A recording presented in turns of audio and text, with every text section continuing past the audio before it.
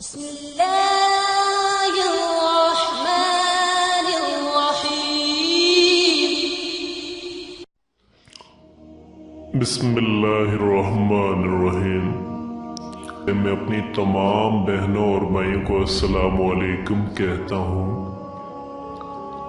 آج میں آپ کو جو وظیفہ بتانا چاہتا ہوں وہ جو بھی رشتہ ہو، ماں بیٹے کا رشتہ ہو، میاں بیوی کا رشتہ ہو، باپ یا بیٹے کا رشتہ ہو، جو بھی رشتہ ہو، اگر آپس میں اختلافات ہیں اور نوبت یہاں تک آ گئی ہے کہ لڑائی اور جھگڑے ہوتے ہیں، تو یہ وظیفہ رشتوں میں محبت پیدا کر دے گا اور مچھلی جیسی تڑپ پیدا کرے گا۔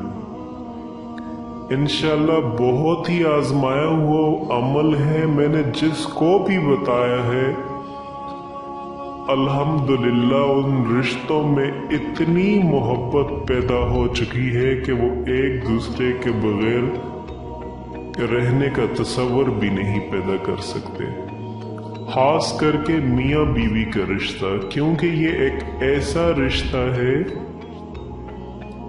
کہ جن لوگوں کے حق ادا کرنے ان پر لازم ہے، ان میں سے میاں اور بیوی ایک دوسرے کے حق ادا کرے۔ یہ ہمارے معاشرے کی ایک بنیادی اکائی ہے۔ اگر میاں بیوی خوش ہوں گے تو گھر خوش ہوگا، گھر کا سکون اچھا ہوگا، دو خاندان خوش ہوں گے، رشتہ داری کے اندر حسن پیدا ہوگا۔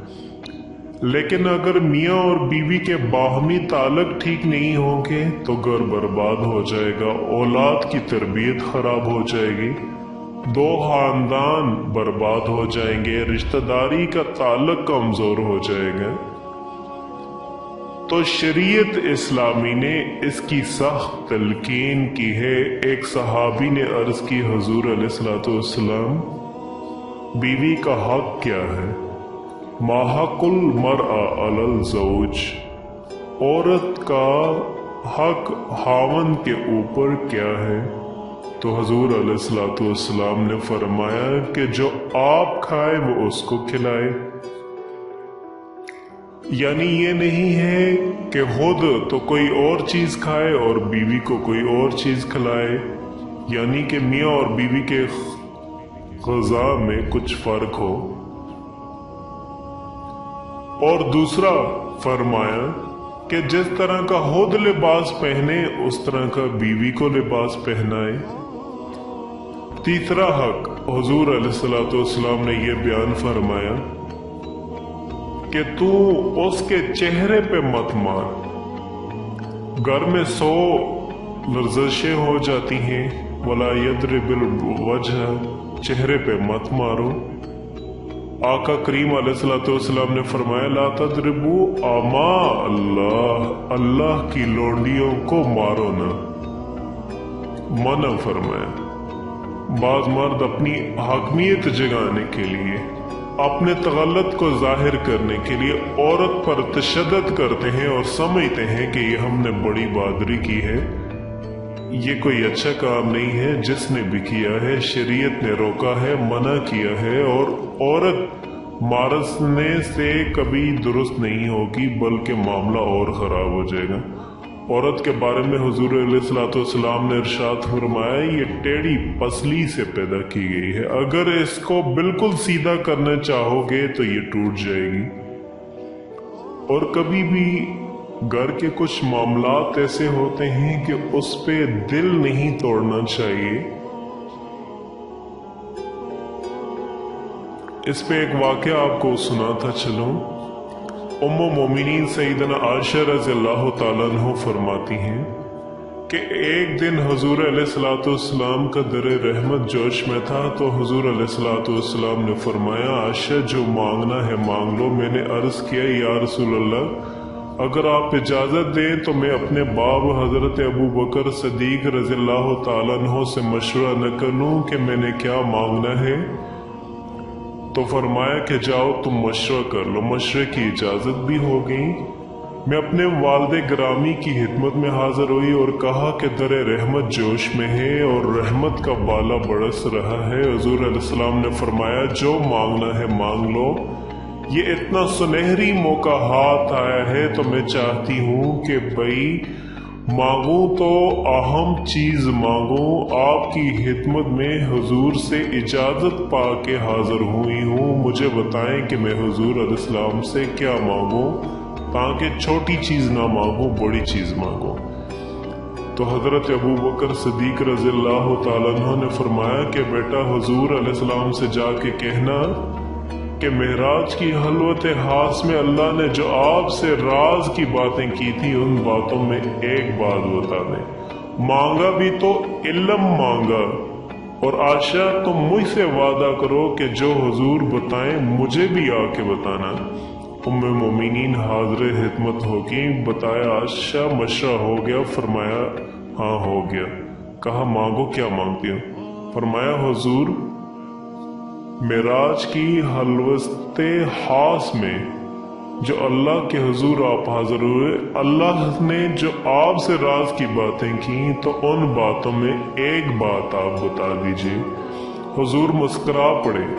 اس بات پہ مسکرائے ہوں گے کہ میرے یار غار کا انتخاب کیسا ہے، یا اس بات پہ مسکرائے ہوں گے کہ راز کی بات بتا دوں تو راز راز نہ رہا؟ لیکن وعدہ کیا۔ کہا عائشہ سنو، جب میں قرب خاص میں پہنچا تو میرے مالک نے مجھ سے راز کی جو باتیں کی ان میں ایک بات یہ تھی، محبوب تیری امت میں سے کوئی شخص کسی شخص کا ٹوٹا ہوا دل اگر جوڑ دے تو میرے اوپر لازم ہے بغیر حساب کے جنت میں اس کو داخل کر دو۔ ام مومنین بہت خوشی ہوں اور اپنے والد گرامی کے پاس تشریف آئیں اور ساری کہانی سنا دی، بہت خوش تھی۔ لیکن حضرت ابو بکر صدیق رضی اللہ تعالیٰ عنہ نے سنا تو رونے لگے۔ تو ام مومنین سیدنا عائشہ رضی اللہ تعالیٰ عنہ نے عرض کیا کہ میرے والد گرامی یہ بات رونے والی تو نہیں ہے، ہم بسا اوقات کسی دکھی کے کام آ جاتے ہیں، کسی کا دکھڑا بیٹھ کے سن لیتے ہیں، کسی کی ڈارس بنا لیتے ہیں، کسی کے کام آ جاتے ہیں، یہ تو بخشش کا بہانہ ہے اور آپ اس پہ رو رہے ہیں۔ تو فرمانے لگے عائشہ اس کو تصویر کا دوسرا رخ بھی دیکھو، اگر کوئی شخص کسی کا ٹوٹا ہوا دل جوڑ دے تو بغیر حساب کتاب کے جنت میں جائے گا۔ اس کا دوسرا رخ یہ ہے کہ اگر کسی کا دل توڑ بیٹھے تو سیدھا جہنم میں جائے گا۔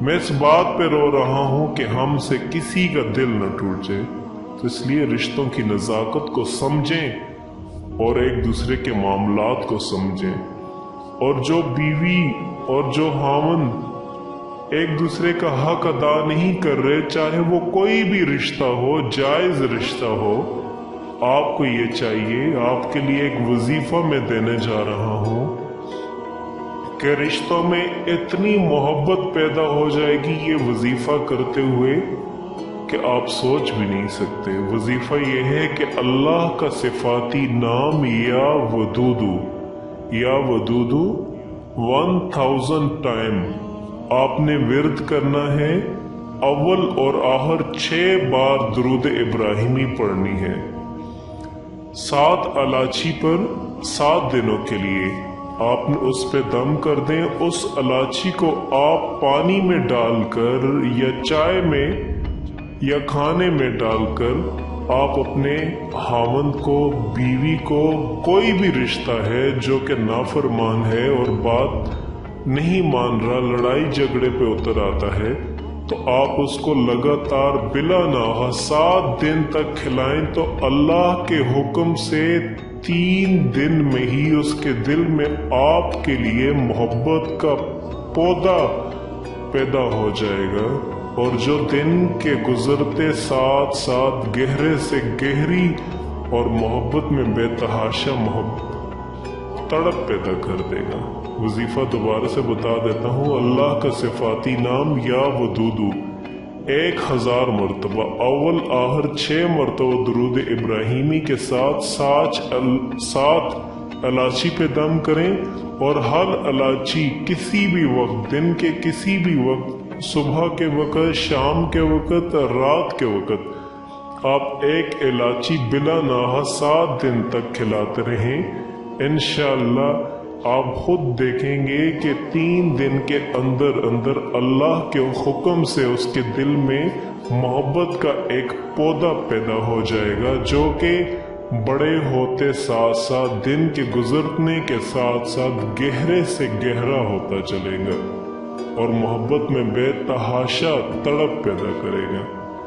اور آخر میں اپنی تمام بہنوں سے یہ ریکویسٹ کرتا ہوں کہ آپ اس عمل کو دوسروں تک صدقہ جاریہ کی نیت سے ضرور پہنچائیں، اور اس طرح کی مزید اچھی ویڈیوز کے لیے آپ ہمارا چینل ضرور سبسکرائب کریں۔ شکریہ۔